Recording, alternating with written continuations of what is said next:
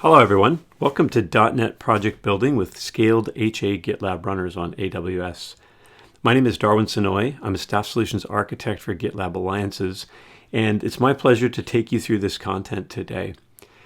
By way of a small amount of background, my last job before coming to GitLab, I worked on a team and led a team that was responsible for Windows and Linux, both in terms of preparing golden AWS AMIs for about 30,000 different instances in the organization. They had to be capable of those organizations consuming those instances, as well as some shared automation for DevOps agents that had to have parity functionality in both Windows and Linux. And in a way, it was a sort of culmination of a dual approach that I had had in my career in terms of working with these two platforms. So as I go through, I want you to know that I have deep Windows experience and a lot of Linux and cloud experience so that you can understand where I'm coming from. So let's take a look at what we'll be covering today. First of all, we'll talk a little bit about what is GitLab Runner. It can be confusing because GitLab Runner is really so flexible and such a Swiss Army knife that sometimes folks actually have a challenge wrapping their head around exactly what GitLab Runner is. In some ways, it's easier to wrap your head around the capabilities of the GitLab instance itself. We'll also then talk about Windows runners on the GitLab.com SaaS offering, as well as self-managed, and what kind of things you can and can't do in those two types of setups. We'll also talk about your .NET stack journey on GitLab. So depending on your starting point, that will inform a lot of kind of your approach to everything. We're going to go as far back as .NET 4X. And the main reason for this is there are a lot of legacy workloads coming out of the woodwork now that want to get onto cloud and want to modernize.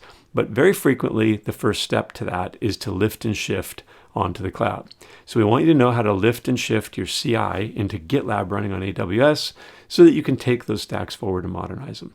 We'll also talk about more modern .NET stacks as well.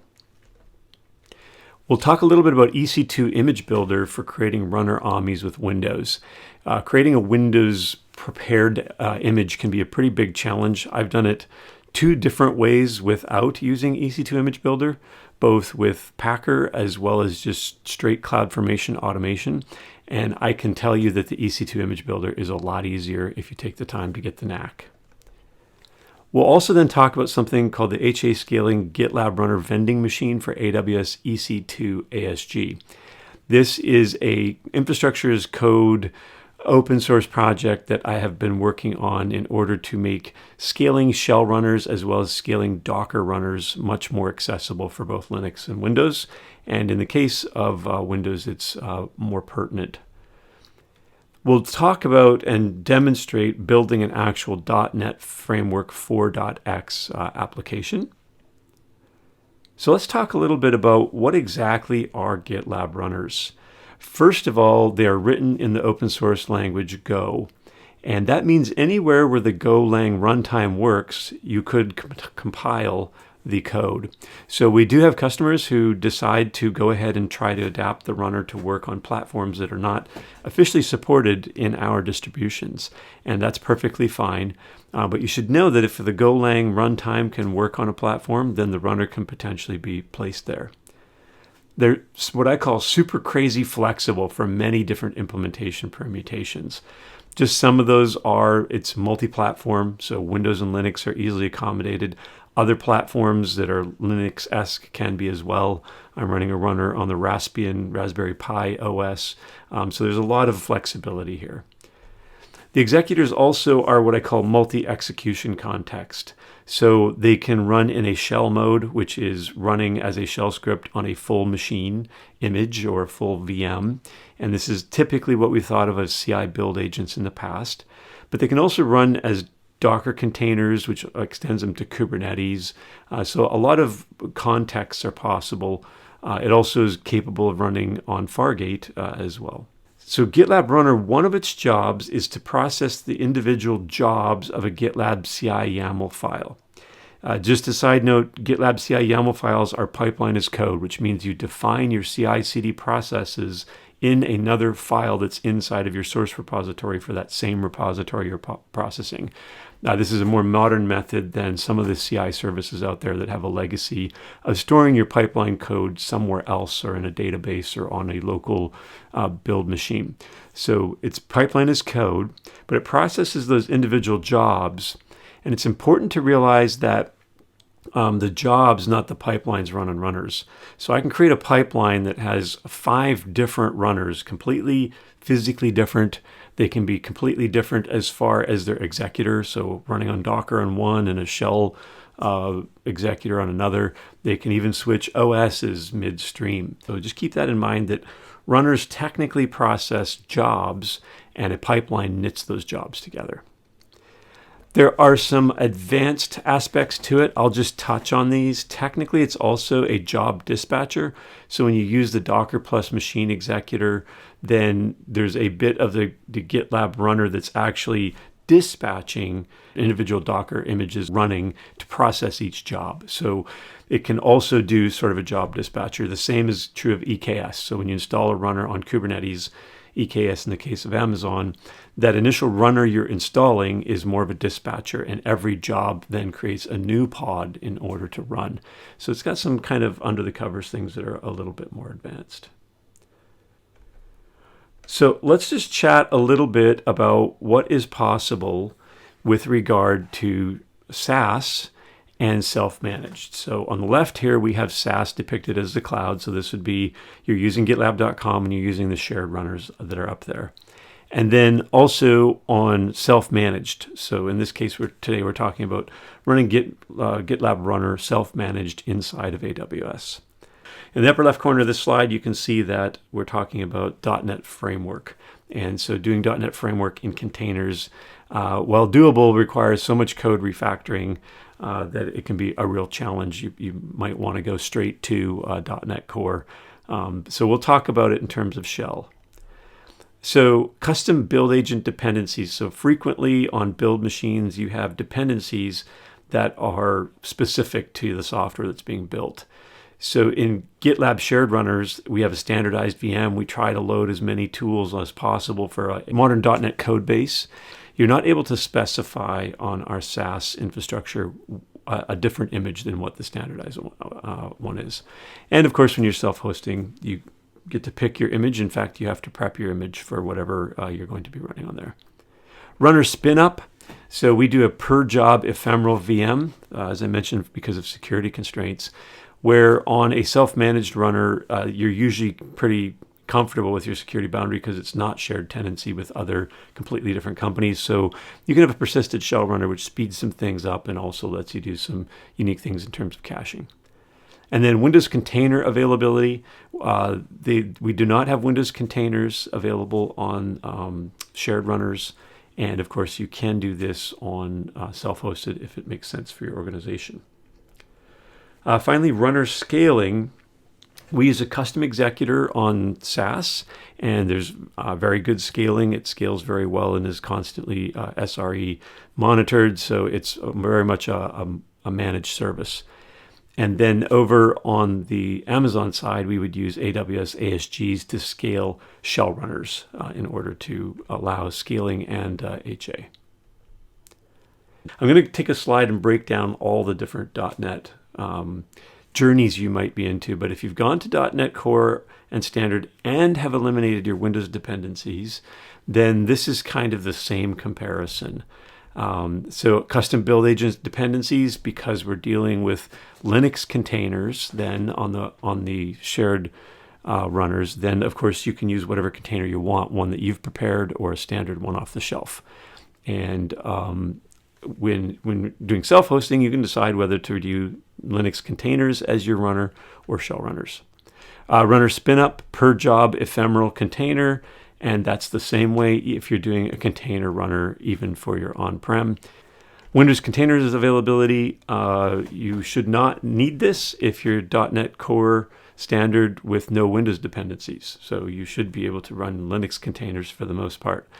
And same here for .NET Core. However, You could create multiple runners on an in-house situation so that you could combine these if you need to, if you have .NET Core and Standard but still have Windows dependencies in the mix.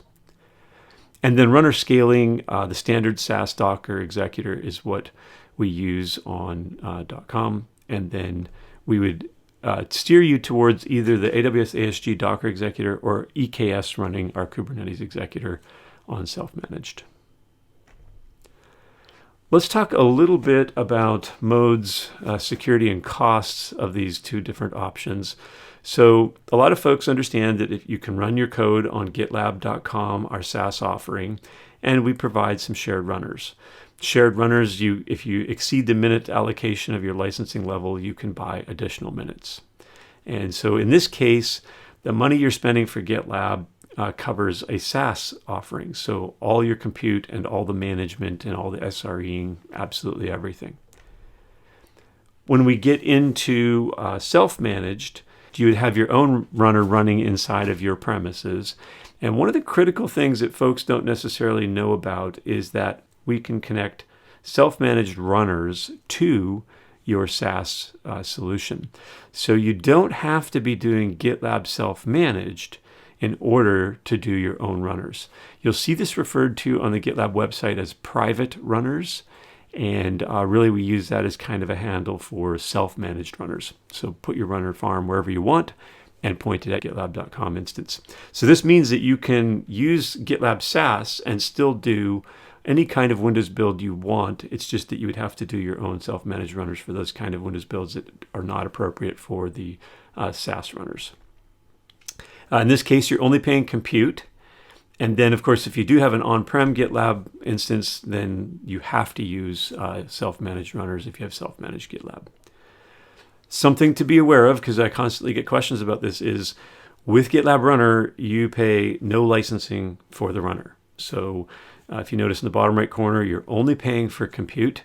You don't pay any licensing costs. Some competitors in the CI space charge you licensing for even self-managed because the only thing they sell is CI, and so that's a part of their licensing model.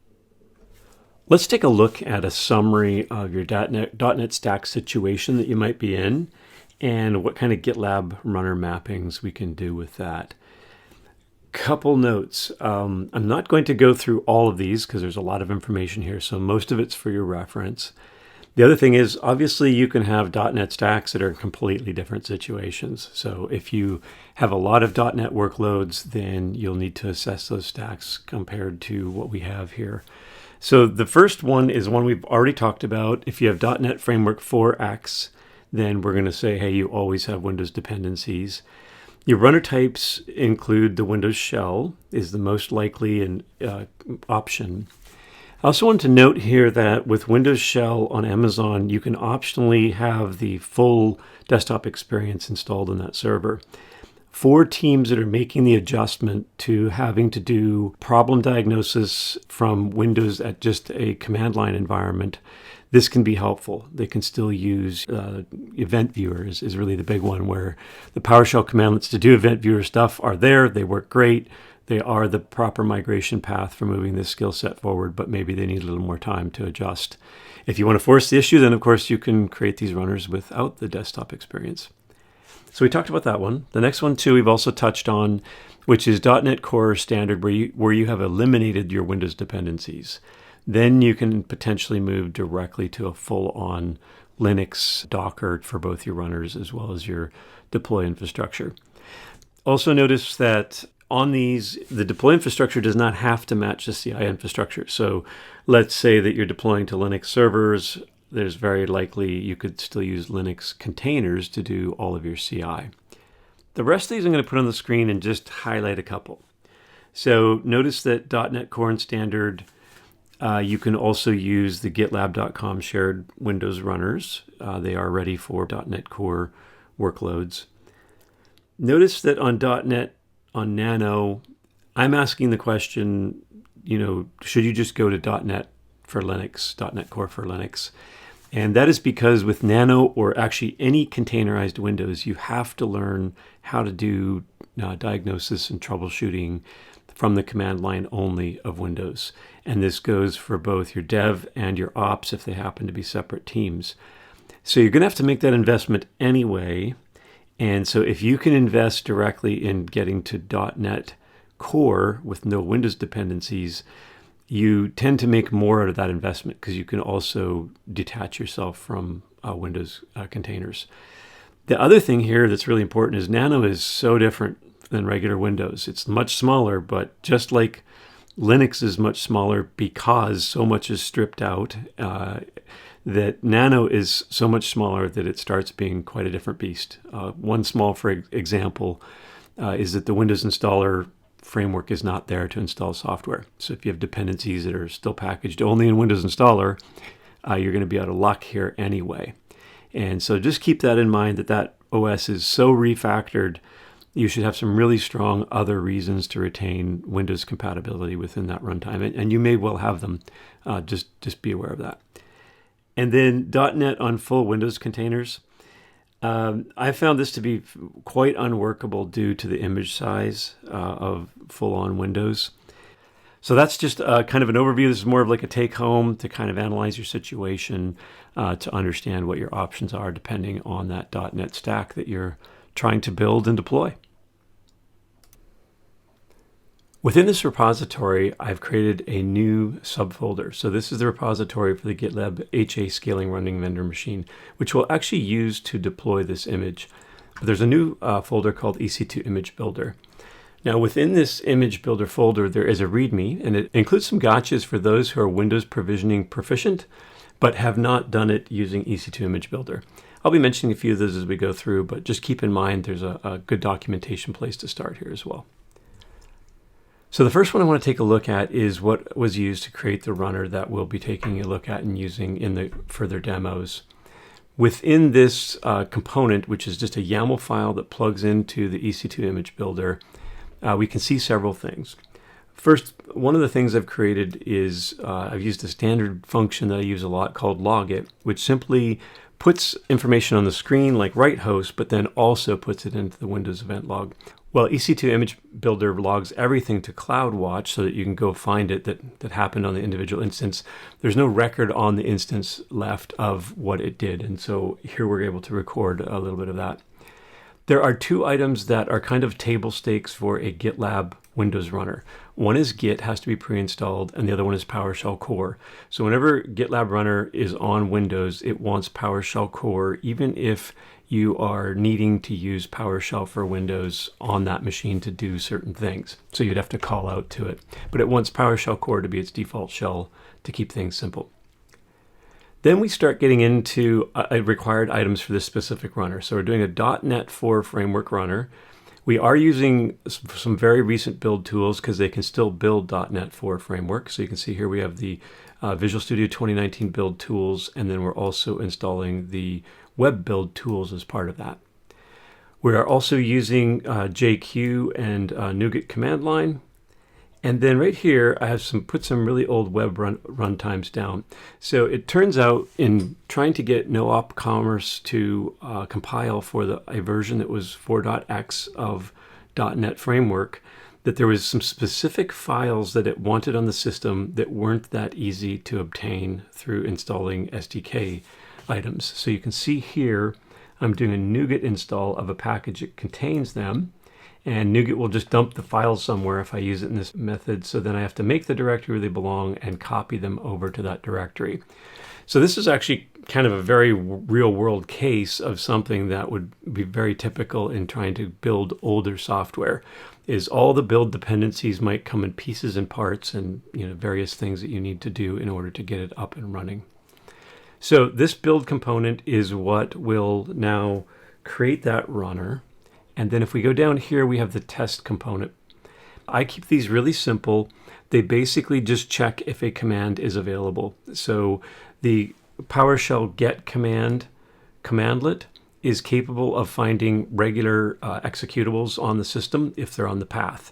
So I basically say get command to find out if Git and PowerShell are here. So it's taking this list here and pushing it through this for each loop. And then we do it again for these dependencies to understand if they're there.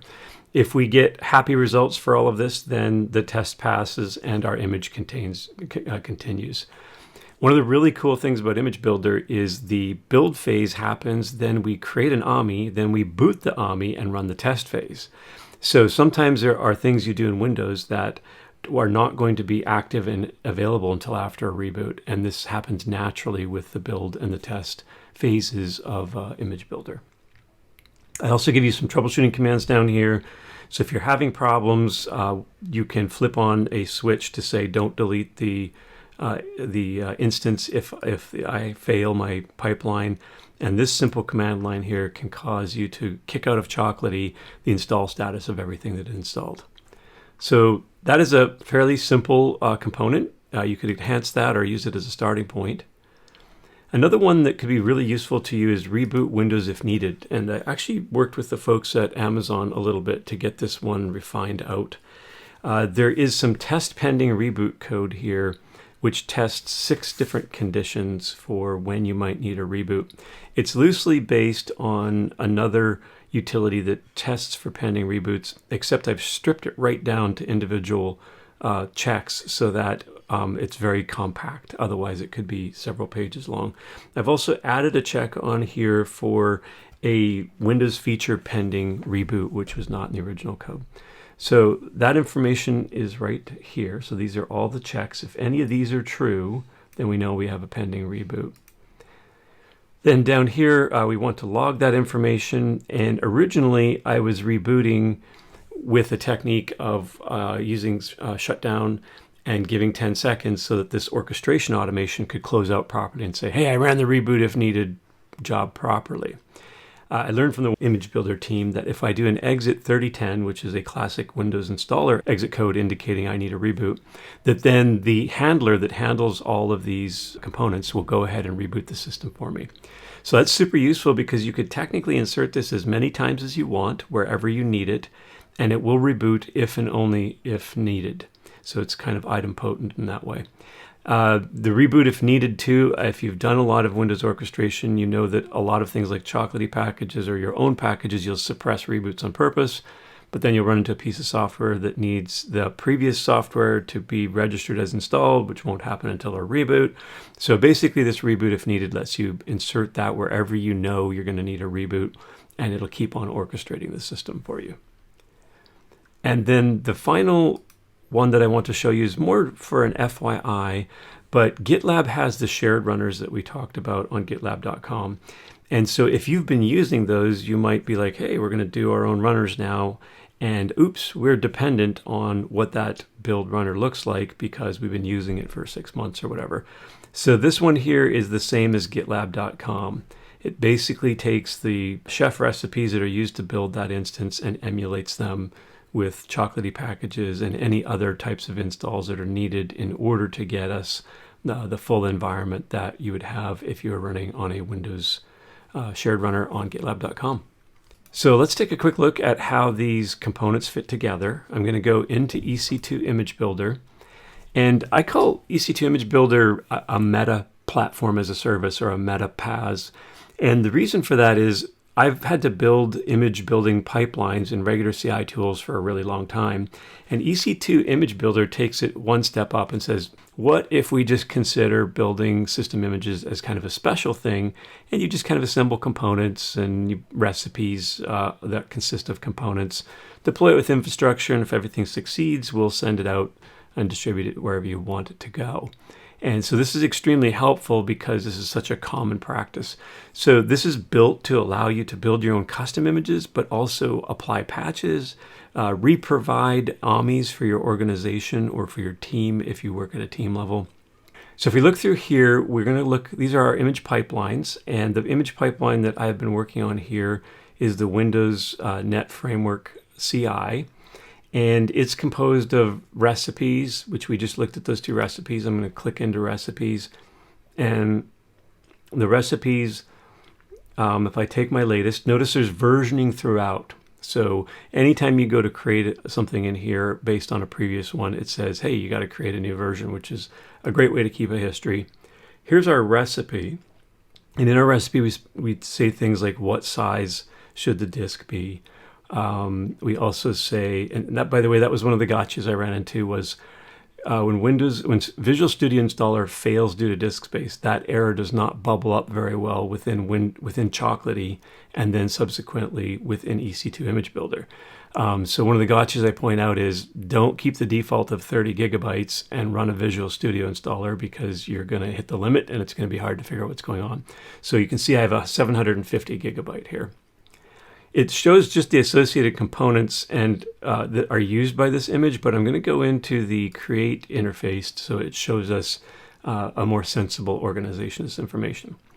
So we picked a managed image of Amazon, in this case Windows 2016 server. You can tell it which server OSs this is valid to be run on, so we can pick several different ones. We must install the SSM agent. Now, a lot of the Windows images provided by Amazon have it already on there, but you might be using one that doesn't have it on there. I always run this bit of code to make sure it's there and that it's started, and this handles it. This is also idempotent, so if it's already running, it's not going to run the code. So you don't have to worry about whether it's running or not, just drop that code in. Now let's look at the build components. In the build components, we can see Amazon CloudWatch Agent. This list here just shows us what's available, and we can pick new ones. Down here in selected, these are the ones we're actually running. So you can see that I've picked the CloudWatch agent, which sends logs and metrics to CloudWatch. Very helpful for scaling in an ASG. Then I picked the Amazon image for Chocolatey, and you can see here who the owner is. If you go up here, if I'm trying to pick items from here, I can say owned by me, and I can see which ones I've actually created and which ones are a part of this particular recipe. If I go down further, we can see that I'm installing Chocolatey, the AWS CLI, and then my Build Tools Visual Studio 2019 component that we looked at earlier, and the reboot if needed component. And then finally, down here in test, we have the test component. So this will all run together as part of this recipe, and we can quickly go take a look at the results. So if we go to image pipelines, we'll take a look at the last run here, click into the pipeline, and we can see this is the last run and the image is available. So this means it succeeded. Here's a failure. When we have a failure on our infrastructure configuration, we can instruct Amazon not to delete that instance, so we can go SSM into it and find out what went wrong. Also, we have logs that are collected from the agent that does the orchestration on the image in order to understand what our problems were. So if I go into CloudWatch logs, and we want to go in and look at our image builder logs, I'm just going to hit log groups.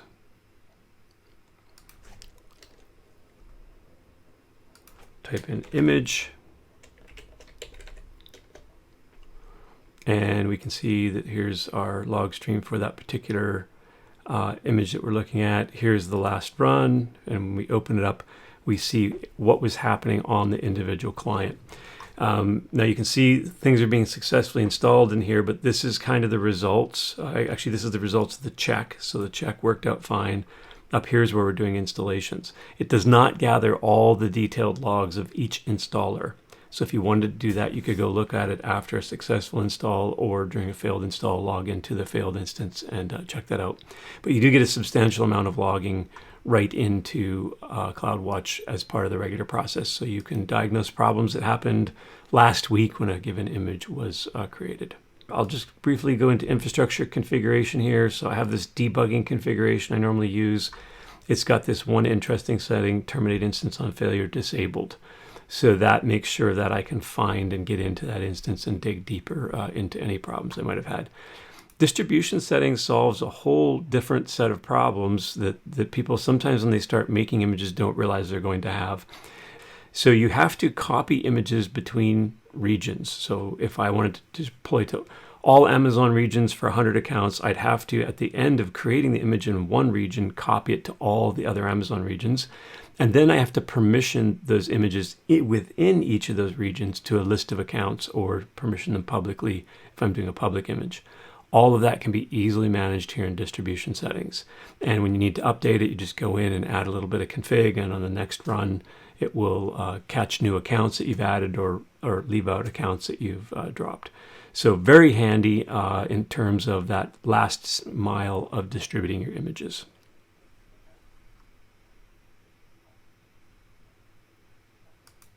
Next, I want to show you using the GitLab HA scaling runner vending machine for AWS EC2 ASG to take the image we just made and deploy a runner. If you look down here in this list, there are a lot of features of this particular automation, but one of them is going to let us take an image of a shell runner for Windows and scale it, make sure that it's HA. If it terminates, it'll launch a new one. There's a lot of information in here we can read about how it works, but I'm going to go down here and click this particular icon, which will launch us into CloudFormation. I'm going to pick my region, and we're actually just going to walk through this as if we were going to set it up. If I go back to my EC2 image builder and click on the image that was generated, I can receive an AMI ID right here. Notice that I'm in Oregon, so I'm going to have to make sure that when I launch this template, I'm in Oregon. And I could have deployed it to all regions, and it would have had a different AMI ID in the various regions. As I go through here, I'm going to have to set for Windows. And then right here it says peg the AMI to a specific one or use the latest. So if I left this at latest and then changed this to a Windows-based SSM parameter, then it would pick up a Windows image. I'm going to simply peg this to the AMI that we just built. We're going to go on GitLab.com. I'm going to just put in a runner token here. And then we'll run the latest GitLab runner. The rest of the items we can pretty much leave at default for a simple warm HA runner, which means that if it terminates, it'll be relaunched. And we hit acknowledge and create stack. Now, I have done this ahead of time so that we can show you how that works. And within the AWS area of guided explorations here, I'm going to back up one step. And we'll go to this .NET Workloads on AWS toolkit. Under this subsection is some projects. The Getting Started project points you to all the information of today's session, as well as many other resources. But I'm going to click into this Building .NET Framework projects on AWS. And inside of here, we've been using one of the runners prepared with that automation I was showing you. So let's take a look at the runners that this code creates. We'll look first in GitLab here, and we see available specific runners. So this is a runner that I've created with the automation that we just launched. It's not the exact same one. This is one I created before. And in that case, I gave it this tag here, .NET 4, which helps me understand that this is specifically targeted at running .NET 4. I could give it any custom tags I want. It's also scheduled, which means that it doesn't run 24/7. And so I always make sure that the automation tags them as using a schedule so that we know that that's the case. Here we see that it's a compute type on demand, but we could have used spot compute if we wished. And then the GitLab executor is the shell executor, and we're on the Windows platform. So we try to give a lot of information with the tags. This also lets you route the jobs, as we already noted. And then in addition, in the case of the ASG vending machine, we put the actual instance ID in the account ID in the region right here. And the reason I do this is when I worked at a very large organization before coming to GitLab, the question was always, where is this instance when you're in the runner panel? Because we had literally hundreds of them. And then when you're in an Amazon account, you're like, where is this in GitLab? So it was a constant mapping challenge. So I've tried to solve it simply by embedding those attributes in the name in this case. If we use them as tags, you want to be careful with tags, because if you can tell a runner that its tags must be specified for it to take a job, or that it'll take any jobs regardless of tags. So tags can be informational, but they also can be routing oriented. So be careful which way you're using your tags, whether they're required in your jobs to hit this runner, or whether they are optional. If they're required, you may not want to put too many informational tags here, or else it gets burdensome to target them in your jobs. And then on the Amazon side, we see the same runner right here. And so this machine is active and it's running those jobs. It's a shell runner. One of the interesting things is this automation also propagates the tags forward. So we've got some helpful information in here, like the GitLab URL. We've got the runner tags that are in GitLab. So we reflect them back into here, so it's easier to make sure you're identifying the same thing. And the compute type we bubble up as well.